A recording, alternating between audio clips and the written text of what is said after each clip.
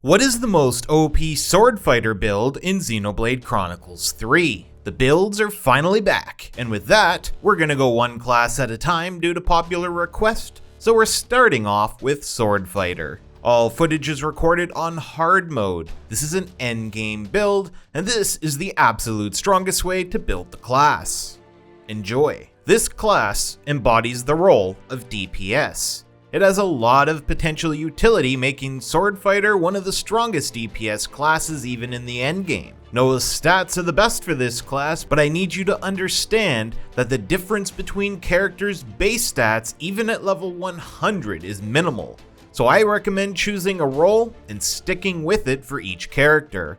I have literally every class mastered on every single character. I would even go as far as saying I 100% completed Xenoblade 3, and you will not max every class before the post game. I did the math and it's almost impossible without severe grinding. That's why I'm making these builds. Pick one path and follow it through. For you to understand my decision going forward, we're going to start off with the core passives that this class comes with since they're forced. The first is Sharp Eye. This skill boosts our dex by 50%.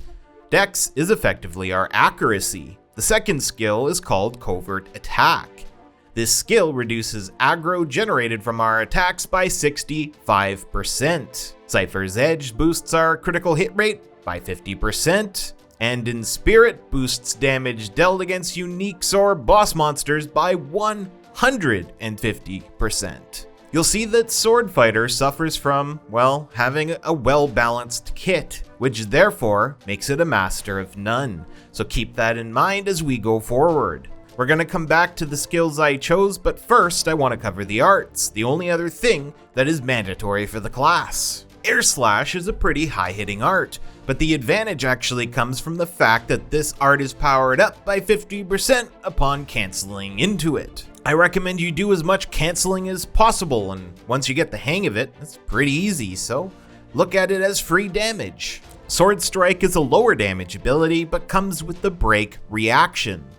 This is important because Break is what starts the reaction combo, and this completely messes up your enemies. So try to lead the battle with this art. Edge Thrust is another low-hitting move, however, the fact that its damage is boosted by 150% when attacking from behind more than makes up for it. This class is a well-balanced DPS that focuses mainly on positionals. So although you could use any class on any character, what's important is predefining your roles. I wanted to show you a unique way to build Noah as Swordmaster. I will only be doing this for this one build. Noah actually gets a few unique talent arts in the game, the last of which is called Unlimited Sword. I won't tell you what it is or the importance of the ability, but just know that this has a recharge rate of 10, making it almost impossible to use in battle. That's the main part that you need to remember. Also, it's very strong. In fact, it's so strong, it has the power to one-shot even blue-named enemies with ease. Now on to the mastered arts. Aerial Slash is a really high damage art that comes with naturally high crit chance. That, added by the fact that we're running over 50% crit, gives us a seriously high damaging art. But when partnered with Air Slash as a fusion art, the damage is quite insane. As an added bonus, Aerial Slash also gives us evasion while using the art. So if you find that your damage is causing you to be targeted, time this art to dodge some of the damage. Jackal Claw, well, is the exact same ability. I know it's kind of weird that we have two identical abilities, but we do. So the same thing I said before applies here. Our third art is going to be Giant Swing.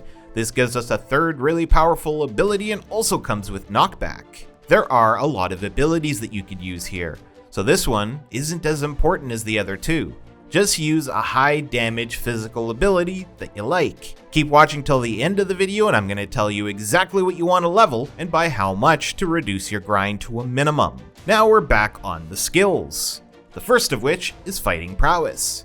This boosts our physical arts by 50%.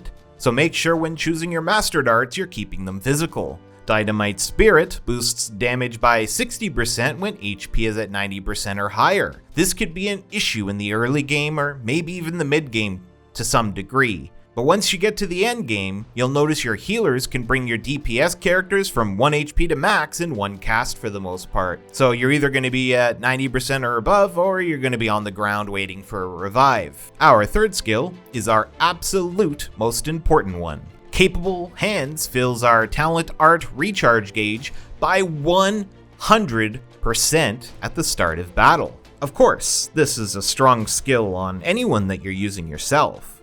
But with Noah, it's even more special because he has not only the strongest talent art in the entire game, but he has the hardest to use talent art in the entire game, due to the 10 recharge requirement.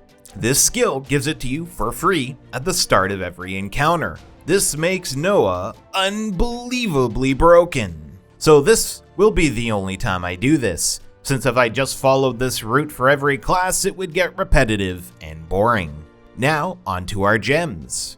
First, I'd like to say that I do not have maxed out gems, nor did I need it to beat the super bosses all the way to rank 10. These builds are that strong, so you can decide if it's worth the grind to rank them up yourself. I just ranked them up as high as I naturally got by collecting things normally. So our first gem is going to be Analyze Weakness. This gem increases our critical hit damage by a certain number of percentage points.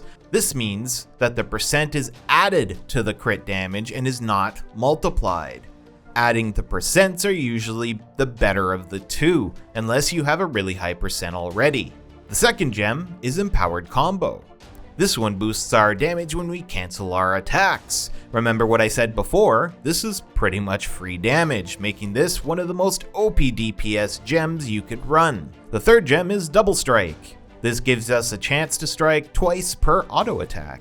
The biggest reason you want to run this is to speed up your arts that charge based on auto attacks. Depending on your class, this will be your core arts or your mastered arts, but regardless of that, this is a useful gem on almost any role.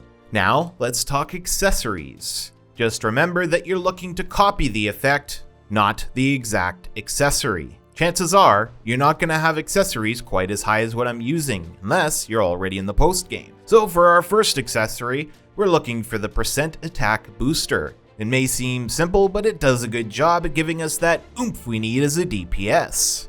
Our second accessory is going to be the one that boosts your damage dealt by fusion arts. Mine is 100% and holy crap is this overpowered. It literally doubles your damage if you're like me and you like fusion arts. I highly recommend if you're not already doing that, you should start. Fusion arts are more than the combined total of your two abilities. It gets a natural innate boost to both of the arts' damage. If you start stacking that with a canceling gem, and now this accessory, you'll notice the effect multiplies. This is the reason that fusion art damage can go way out of control. On a special class in the future, I had my damage so high that I was hitting for 400,000 damage with one fusion art. Now, as for our third accessory, you're looking for a critical hit rate boost by percentage points. This is different than the normal boost that increases your crit by a percent. This one adds your boost instead of multiplying it. In this situation, our crit will likely not be high enough to make use of the normal multiplying boost. If yours somehow is, then use whichever boosts you the most. Now, let me explain your leveling route. I will not be including the fill-in abilities you may need while you're waiting for certain class unlocks, so feel free to master other classes you need for the time being. In the early game, you want to rank up Ogre to 10 while also boosting Sword Fighter to 10, since that's the class we're using, and then get your unlock for Incursor. Feel free to rank this one up, but you're only required to unlock it since the ability you need is at rank 1. And as you approach the end game, you'll want to get rank 10 on Martial Artist as well. Then finally, when you start unlocking the ability to pass rank 10 on each class, you want to get rank 15 on both Ogre and Flash Fencer. This will get you everything I'm using in the build. Now, if you have more you'd like to rank up, you could focus on maxing Ogre, Flash Fencer, Incursor, and Martial Artist to rank 20. I'm almost 100% sure that your arts and skills increase in effectiveness as you rank up the classes they belong to, so your percents may differ from mine until you have each class at rank 20. I hope you liked today's video. If you did, don't forget to drop a like and subscribe for more. I will be releasing one of these endgame builds every day until we run out.